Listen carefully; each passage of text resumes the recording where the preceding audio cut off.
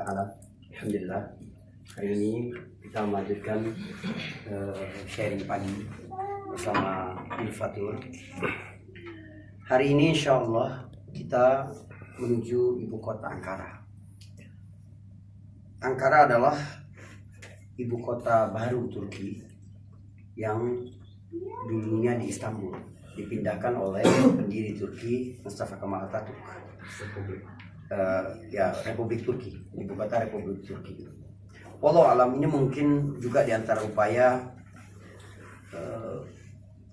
memisahkan antara sejarah masa lalu kebesaran Kesultanan Ottoman kepada semangat baru, semangat kebangsaan Turki.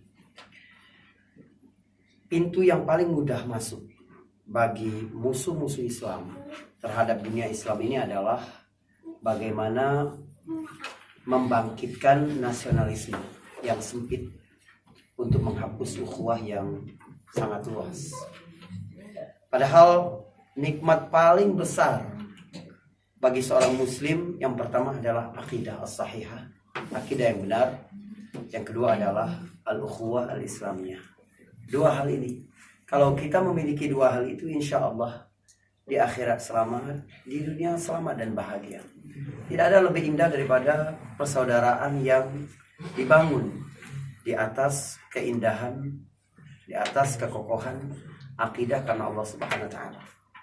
Jadi hubungan yang diikat karena Allah Subhanahu wa taala itu akan membuatnya bertahan lebih lama, berlapang dada lebih besar, memaafkan, memberi ruang lebih. Karena itulah Nabi, Al-Quran menyebutkan bahwa ukhuwah itu menyelamatkan kita dari jurang perpecahan, jurang neraka, jurang. Tetapi persatuan itu ada kalau ada akidah yang kuat. Jika tidak, maka yang bekerja adalah kepentingan-kepentingan atau masalah. Wa'tasimu bihablillahi wala tafarraqu jami'an wala tafarraqu. Jadi harus ada al-i'tisam billah, harus ada hubungan yang kuat kepada Allah, harus ada akidah yang kuat dulu, baru ada mutafarruq, baru tidak ada perpecahan di kalangan umat Islam. Sesungguhnya yang dihembuskan oleh siapapun itu, termasuk pendiri Turki, Republik Turki ini, siapapun itu, yang dihembuskan adalah semangat qaumiyah, semangat asabiyah, semangat nasionalisme yang sempit itu. Padahal Islam mengajarkan hal yang lebih luas dari itu. Apa tadi modal yang kita miliki? Yang pertama adalah akidah, yang kedua adalah ukhuwah. Yang pertama, saya mulai dari kesimpulan. Hiduplah di atas identitas iman, agar Allah wafatkan kita di atas identitas itu. Bagaimana seorang hidup, begitulah Allah Subhanahu wa taala akan mewafatkannya. Umar bin Khattab radhiyallahu anhu ketika penaklukan Palestina dipimpin oleh Abu Ubaidah ibn al-Jarrah, seorang panglima terkenal, menaklukkan banyak wilayah Syam yang sebelumnya di bawah kekuasaan Persia. Tapi orang-orang Romawi masih melihat itu sebagai kebetulan-kebetulan yang indah, tidak melihat itu sebagai kekuatan yang nyata. Sampai kemudian 1.500 pasukan bersama Ubaidillah bin Jarrah ini, Abu Ubaidah bin Jarrah ini pergi ke Palestina dan mengepung Ila. Ila nama bagi Palestina pada saat itu. Di bawah kekuasaan Romawi.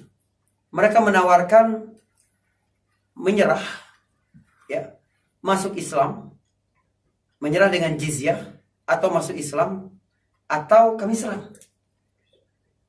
Pada saat itu, orang-orang Romawi melakukan kezaliman yang luar biasa kepada penduduk, baik yang beragama Kristen atau orang-orang Yahudi di situ.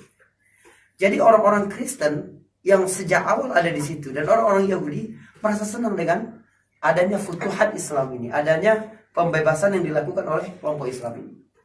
Tetapi Sophronius, raja yang berkuasa di Ila pada saat itu, menolak. Hingga akhirnya dikepung. Setelah dikepung selama 40 hari, akhirnya mereka sadar tidak ada pilihan lain kecuali menyerah. Tapi untuk menyelamatkan air muka Sophronius, dia menawarkan, kami akan menyerahkan kunci Baitul Maqdis ini. Syaratnya adalah jika yang menerimanya langsung pemimpin tertinggi kalian. Orang-orang menunjuk Abu Ubaidah bin al-Jarrah. Inilah pemimpin yang paling tinggi kami. Kata Sophronius, bukan itu yang kami maksud. Yang kami maksud adalah Umar bin Khattab radhiyallahu anhu. Satu nama yang hanya diam di Madinah, tapi pasukannya di mana-mana dapat membebaskan negeri demi negeri yang sebelumnya di bawah kekuasaan Persia dan Romawi. Itu menakjubkan. Akhirnya dikirimlah utusan ke Madinah untuk memberitahu Umar akan hal itu. Sebenarnya Abu Ubaidah bin Jarrah dapat langsung melakukan penaklukan. Jangan banyak alasan gitu ya, jangan ngeles. Kalau tidak mau menyerah, kami akan serang. Tapi tidak.